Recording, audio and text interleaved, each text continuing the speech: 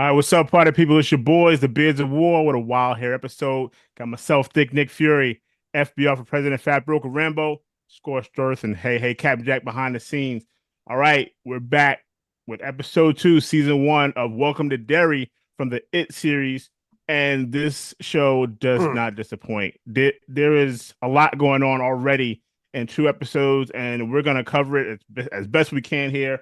Um, you got the Hanlon clan coming together. You got stuff going on with the Grogans and and Lily. So let's get into it.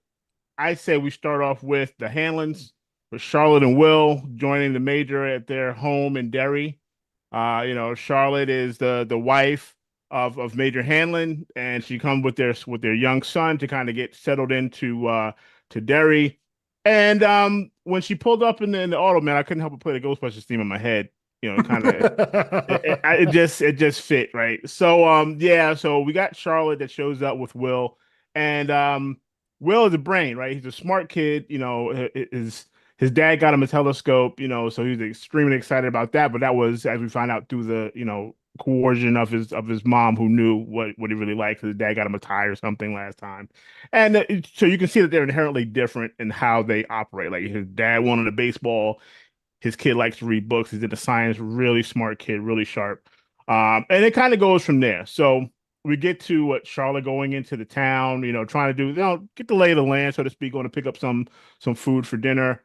And it does, I mean, obviously, being in that particular time, that time frame, being an African American does already give you some kind of scrutiny. You already feel like you're sticking out, and now you're new to the area. And but the people she interact with seem very nice. They seem like good people. Accepting people. There's no real racial tension, I would say. And then she comes across these boys jumping another little kid, and she sees no one else is even paying any attention to it. It's like they're blind to it, they're oblivious to it. She goes over, she breaks it up, and the kids look at her like, "What do you think you're doing?" Like it's almost like they were getting ready to attack her.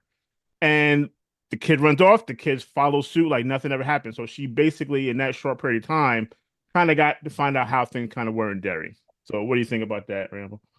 Yeah, man. So I mean, you jump to probably the most pivotal scene of the episode, and that's that's Major Hamlin, right? Halen, yeah. Major Hamlin's family coming on board, and you can kind of see that in the first episode they were kind of alluding to this. First off the bat, though, before we dissect or dive into that aspect of it, I would say that, man, in the first 5 minutes, or I'd say the first fucking minute of this episode, I was like, shit, man, like, are you gonna commit to it? Like, I really wanted the writers of this show to commit to what they showed us in the pilot, and they didn't for 30 seconds, man. I was like, God damn it, what did you guys do? Like, you had a chance to be something special, and you know what, man? They pulled all expectations. They did another rope a dope and basically made us think that it was a dream, and it actually really wasn't. So, like, yes, the spoilers of episode one are true. Those characters did get killed. And holy shit, man, are we off to the fucking races? It's fantastic, dude. Major Hamlin is absolutely one of I'd say probably the best character in the show. It's intriguing to see where they're going to go because later on in the show, what we get to see is the introduction to, and I'm gonna butcher his name, Dick Halloran. So Dick Halloran plays a enlisted Black Air Force enlisted member, and he is basically giving like carte blanche and special permissions by the command of the base. And Dick Halloran is actually the caretaker of the Overlook Hotel in The Shining. So it's kind of interesting because I don't think Stephen King wrote this to be an overlapping universe, but there are touch points, obviously, and so we're seeing one of those right now. I haven't read many Stephen King books. I've read The Running Man and I've read The Long Walk under Richard Bachman. I haven't read beyond that. So like, if hey man, you guys in the crowd in the chat, if you guys know, like, chime in, man. I'm all about educating me on the background lore of the Stephen King universe. But yeah, man. So Dick Halloran is a major character in The Shining. It's going to be interesting how they sprinkle him into this series. But we're definitely looking for something. So we know there's a special activities wing of the Air Force here. The colonel's kind of overseeing that underneath James Remar as the two-star general. And you can tell right off the bat after episode one that Major Hamlin is going to be a pivotal role moving forward with their special activities. And I think their program is to basically like the next generation of the stealth bomber. We get a little bit of closure about his attack in the barracks. Hmm. in this episode. And I would actually argue that maybe this is more of a distraction. They put it on Masters, the white enlisted guy who's obviously a clear fucking racist scumbag towards Major Hamlin in episode one, and they put everything on him as far as his attack. I don't think it's him actually. I think that's too much of a red herring. I think actually the colonel is involved. There's an exchange when they were talking about how Masters is being prosecuted under UCMJ, blah blah blah. Major Hamlin brings up the pistol, right? The Russian pistol that was used to kind of like influence the situation. I think the Colonel is absolutely in on it. He strikes me as a scumbag type character. Like that's the vibe he gives off. He has some engagements later on with sorry, I'm going over my notes with Dick Halloran. It's like, hey, the government's getting a little bit tired of extending their favors to you. So we better be getting close to whatever it is that you're looking for. So if you guys don't know, like Dick Halloran's character's got like some not extraterrestrial, Jesus, what am I looking for? He has some abilities, not like X-Men level kind of shit, but like he has some abilities to sense things. And that character is going to come full circle, I think, in this series. It's gonna be really good. Um, yeah, I'm interested to see where Charlotte and her not rebellious phase, but you can definitely tell she was involved in more of She's a an advocate, right? She's one of those yeah, people to stand up for herself. And from what we exactly. understand, it kind of caused waves back in where they were coming from Louisiana or something like Sure. that. Yeah, yep, So yep. like, oh, can we not do that Shreveport, again? yep, Shreveport. Right. So obviously there's some history there. I will say what I did enjoy about that Hanlon sequence when he confronted Masters about the weapon, and he goes to the prison. He's like, "Yeah, I know some like Korean like officers that can't even handle that weapon," and Right? he eggs him on to where he can see that Yes. he can't operate the weapon. So it's like, okay, it wasn't you. So he basically confirmed that, which is when he went to General Shaw and said, "Hey, man, this is what I confirmed. You got the wrong guy." And then General Shaw had to kind of come clean. Well, yeah, it was all kind of a setup. This is the real reason why we have you here. So that's when they break him into that because he doesn't have sorry guys having lighting problems here. Um so basically they just go into, you know, this is why we have you here. You have this whatever that injury was where he couldn't feel fear. It's almost like Green Lantern, right? The man without fear.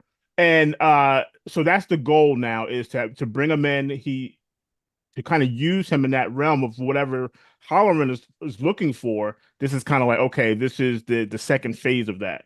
Um, I will say that that's going to be an interesting link going forward because, like as we saw at the end of the episode, they did uncover the vehicle with the dead bodies inside. I don't know if you got to see that part. So there's a lot going on there. Yeah, they at the end of the episode they uncover the vehicle, which I believe is the same vehicle the family was in that the baby was born out of, with these skeletons in the vehicle. So I don't know if that's Hmm. what Halloran was looking for or sensing, but that's what they found. Yeah, like I said, I haven't watched it since Friday, so I'm a little bit kind of blurry on my memory of this thing. I rewatched it again this afternoon, but I only got to as far as the site where Dick Halloran is kind of like struggling from his hangover with his buddies. Right. And the colonel kind of confronts him and puts the pressure on him. I will say the other thing that I find interesting. So, like, we're obviously establishing like groups of characters to follow along. Major Hamlin in the Air Force is being probably one of the most major ones, and I think Dick Halloran is going to be a significant part of that. But going back to like Lily and more importantly Ronnie, right? Like, so Lily and Ronnie have a confrontation where and I had to pause to get the character's name, but so Lily is kind of like the outsider. She's been committed to the local asylum previously and knows the horrors of that. And I think we're gonna get back around to that because Hmm. we're gonna go back to the opening credits before we finish off today because I feel like I skipped over something significant in my second watch through. I kind of caught it. Lily is absolutely an outsider. Her buddy Marge, the young lady with the glasses, is trying to get her into the Mean Girls Club, so to speak. If I what do they call it? The Betty Crockers or Easy Bake Patty Oven cakes or or something. Yeah, Patty patty Cakes, yeah, cakes. some shit like that, right? So like this group of like popular girls, like she's trying to bring her back in the fold and convince them that she's not insane anymore. And Marge is obviously, if you've seen the season trailers, she's gonna play a part. So it's gonna be kind of interesting to see how, more importantly, like how Lily and Ronnie move forward. Lily is sitting isolated. Ronnie comes in and just fucking like, immediately confronts Lily about her statement to the cops. She's like, hey, like, my dad wasn't there. Like, You need to be more forthcoming and stern about your statement to the police, so that way they get scrutiny off my cops. This is 1962 Maine. Civil rights movement's obviously heated up, and black people are being targeted by every fucking goddamn accusation that's known to man, and it shows through in this series. I find it interesting is because Pennywise as a concept is all about promoting fear, and seeing it through different perspectives of time is kind of interesting because in like the modern day it in chapter 2 you see like the hate crime against the homosexual couple, and then now in the 60s you get to see the hate crimes against black Americans, and it's just all disgusting, but like seeing how like you could almost like look at the crowd and be like, oh, like they're looking at the Hamlins as people that don't deserve to exist or whatever because they're all racist fucking scumbags. To see that as potentially like it influencing that is just kind of an interesting take on it. I'm really interested to see where the whole Ronnie and Lily kind of like friendship merges, because you start to see like Will is now being accepted into the crowd. Like, so you're seeing the new formation of the new generation's Losers Club. The young band kid that befriends Will in the hallway before the smoke bomb goes off. Yeah, Richie. Yeah, Richie. Yeah. He's already my favorite character. Right. You can see those two kind of mirroring up. You can see Ronnie and Lily mirroring up. Lily gets some pressure from the chief of police, who's under pressure from the city council because the city council is a bunch of fucking racist scumbags, and they want to go after Ronnie's dad, and his name escapes me. He's Yeah. kind of like in seclusion right now, staying in his house because he knows the town is targeting him for the murders that happened at the theater. So it's just kind of interesting to see how this is all kind of coinciding and coming together to form the group that's going to take on Pennywise when his form actually truly solidifies. Yeah. And like I said, man, I think that whole arc between Ronnie and Lily is definitely seeing stress now because based on that testimony that she gave the police officer somehow at age 13, they just talked to a cop freely, and then the guy gets arrested behind it because here we are in 1960s. And now that's caused a strain because Ronnie's already struggling with the loss of her mother, which leads into probably one of the most visually Oh my God. affecting scenes in the whole show. Two And episodes back to back, bro. yeah, two birthing episodes back to back. And so basically, Ronnie's having this dream about, just I mean, and the way it's done was just epic. And Oh, it's she's in so her bed brutal. under the sheets, and then the sheets turn into The inside of womb. the womb with the Yeah. placenta and everything, and then this horrifying looking like woman just standing there like, why did you kill me? And just the horror in that little girl's face. Like this actress did a phenomenal job. Like you could feel that terror. They are doing a great job of exhibiting that to the screen, exhibiting that to the audience. So I want to give a shout out to these young actresses because they're really doing a great job.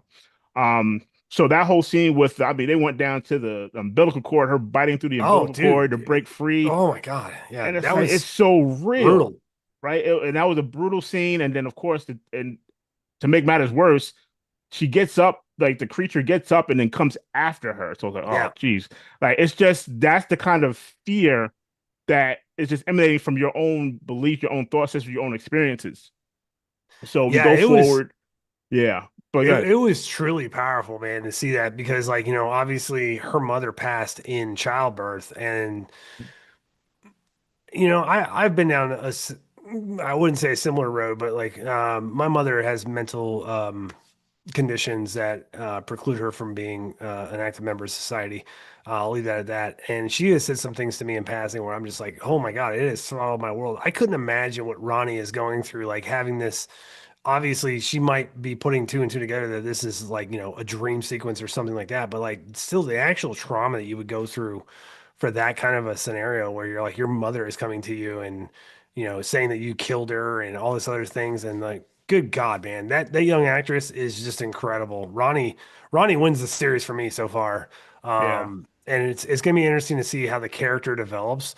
Um, uh, we have a guy in the comments, Alvin Hunter, who said that I think Marge's dad, who got arrested, will get released because Lily was committed. The testimony would not be credible because of that. That's going to be an interesting. I see your point, Alvin. My I guess my follow on is in 1962 Maine. Do you think it would still actually hold that kind of weight? Because I would tell you that the the city of Derry is probably looking for someone to hang for the killing of these two kids or the three kids actually. which they say Um, in all certain terms. right, just like between the cops staking out Ronnie's dad's house and the city councilman being like, "This isn't America, this is Derry." Like they're out for a scalp, man. That end all be all. It's not going to matter that Lily was institutionalized back in those days. I don't think so. I think they're going to crucify Ronnie's dad for this, and it's gonna be like a tragic chapter in this entire story. Yeah, But man, like we're 2 episodes in, and I am absolutely glued to every scene in this show, every and scene, man. it is a Yeah, testament to how well they write the actors. Like I read a quick synopsis of the birthing scene with Ronnie. They worked on that for months because of like between the writer shutdown or the writer strike, the actor strike, and COVID. Like they were still kind of coming out of COVID during that scene, and they took months to film that sequence.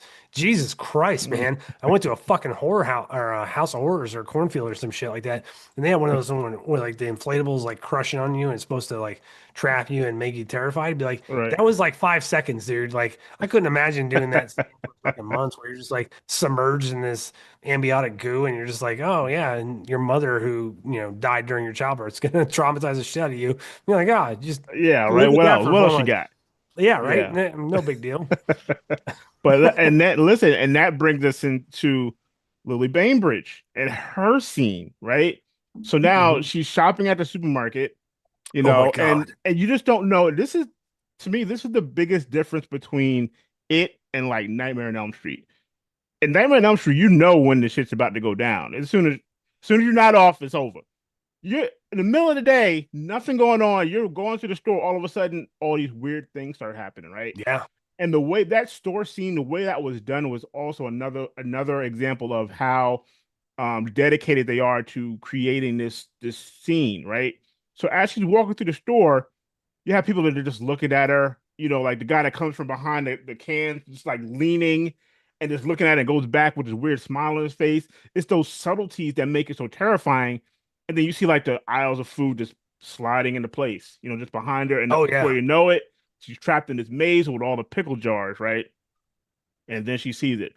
Her father's face in a pickle jar all sliced up, and all the other pickle jars, like his hand, his feet, and of course the jars, come off the shelves and they form this like squid-like monster that like just comes toward her and like wraps around her neck and her mouth. I mean, it was just like, what will they not do on this show? Like, where's the line, right? Like, this is like terrifying visual effects that are so well done, and it's not like cheesy CGI. This is like really well done. I mean, it's CGI, but it's done so well that it's believable, right? And it's just like it's crazy. I'm gonna Those do a two quick scenes, I'm gonna do a quick throwback to the pickle jar scene, right? Do you remember the scene in Gremlins where Phoebe Cates is talking about how her dad dressed as Santa Claus and like died in the chimney and shit, right? right? So like if you take that one scene and you're just like, oh, that's horrible. Oh, that's right. And then you watch Gremlins 2 and she talks about like another relative's death at like President's Day or some shit, and you're just like, this is idiotic. Right, When Lily in the pilot episode talks about her dad dying because he was trying to rescue like a toy or some shit of right. Yeah, hers, fell into a and machine at a pickle it's factory. like you had to know this was going to come back up. Like you've invested far too much talking about this man's death in a pickle jar factory, and then man, I was like, oh, this is gonna be goofy as shit. Because I remember seeing the season trailer after the pilot, and it was like, this is what's gonna happen in the season, and it alludes to the pickle scene, the pickle jar scene, right? But Hmm. holy shit, man, that trailer doesn't do it justice because when No, that stuff started falling off the shelves and the her dad started to form, you're just like, oh my God, this isn't a joke anymore. Like this is like true like real. nightmare fuel shit, man. Like Exactly. you're just like, holy fuck, man. I could not predict that that scene was going to go that way. And I went from like laughing my ass off thinking about Phoebe Cates from fucking Gremlins to like, Jesus Christ, I don't want to die by some fucking pickle monster. And listen, these are some strong kids. These 1960s kids were built different because Yeah, I can they say sure right were. now, at my old age right now, if I see some pickle jar monster coming at me, I'm not gonna be the same person. Like these kids are functioning, right? She's still going to school, having these dreams, these nightmares that happen like this in the middle of the day, like these hallucinations that are just happening. This You're is not not Freddy wrong. Krueger realm, right? You're Like not no, wrong.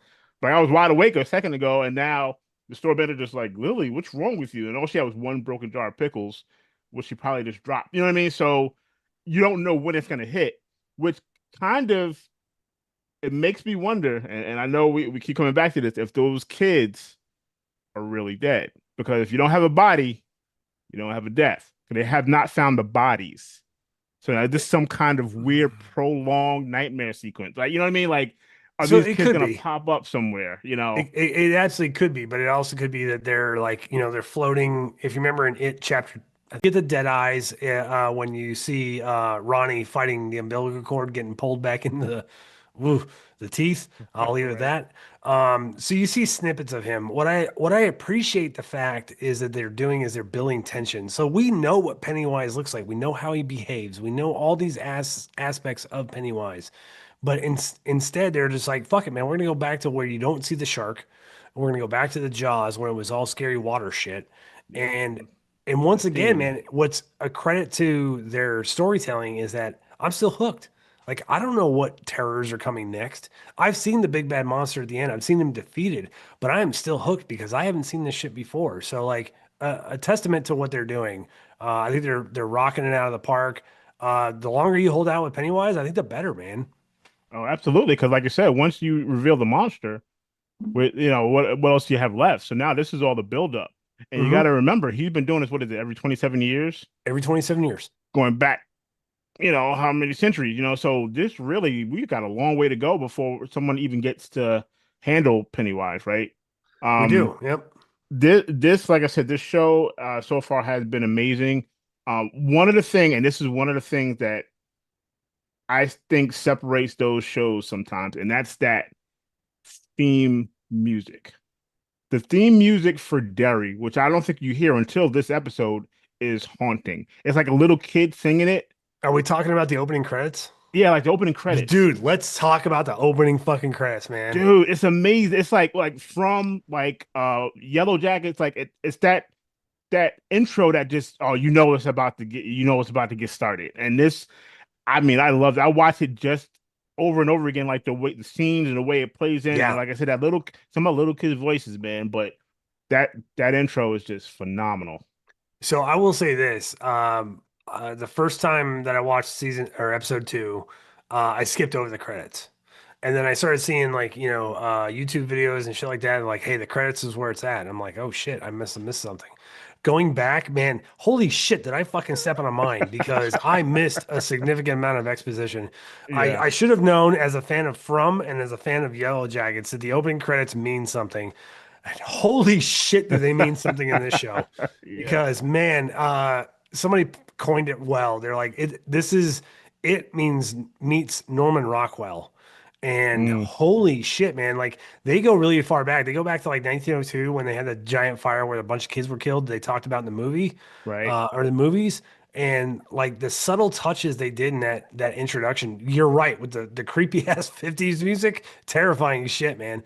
But every still artist rendering showed Pennywise tipping his hand a little bit to fucking with society and fucking with the town of Derry.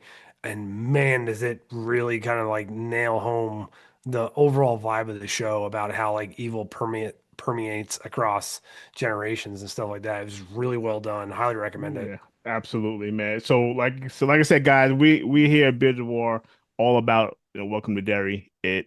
I hope you guys, like I said, man, let us know what you guys think. Like, jump in on these conversations, man. We love to share it with you guys. I apologize, like again, for my lighting, and of course, I decided to wear all black. Like, yeah, eh. Like, I feel like Pennywise is messing with my lighting right now. Like, I feel like Probably something's is that going on. son of a Uh, bitch. right. But hey, again, guys. Oh, and also I want to mention during Tuesday's episode for our GOAT, our spotlight, we did Denzel Washington, and we did have the poll. I just put the poll up, so I apologize for you guys who were looking for it earlier. Again, these are just four Denzel movies. We know there's such a huge catalog, but Yeah. get on the poll, vote what your favorite Denzel Washington movie is from the four that we chose. And like I said, we'll do another one because he's deserving of it. Same way Liam Neeson is deserving of another poll. So you guys get involved. Let us know what you guys think. We enjoy doing this. I got nothing else. How about you, Rambo? Yeah, man. Hey, real quick, guys. The Bears are going to Annapolis AMC on Saturday. We're gonna go check out Predator Badlands. So we're gonna do a special on Veterans Day. I'd be remiss if I didn't say this as a former Marine, but happy birthday, United States Marine Corps, 250th on November 10th. The only branch of service Well, born in the bar, motherfuckers. Um, but hey, man, it was an honor to be a United States Marine, still is. And I wish you guys all a very happy birthday. Navy, yeah, whatever. And Army, yeah, you're come on, pretty man. sucks. Don't do it. Don't do that. I still love the Army. I spent most of my career in the Army, but I was a Marine first. But yeah, man, hey, Predator Badlands, Veterans Day. We're going to talk Veterans Day recommendations for movies that we all love. But we're going to talk some Predator Badlands and PG-13 rating be damned. I'm excited. I can't wait to check it out. Let's go. All Let's right, man. fucking go. Thick Nick Fury out here. That program Rambo out here. Be good to each other, guys.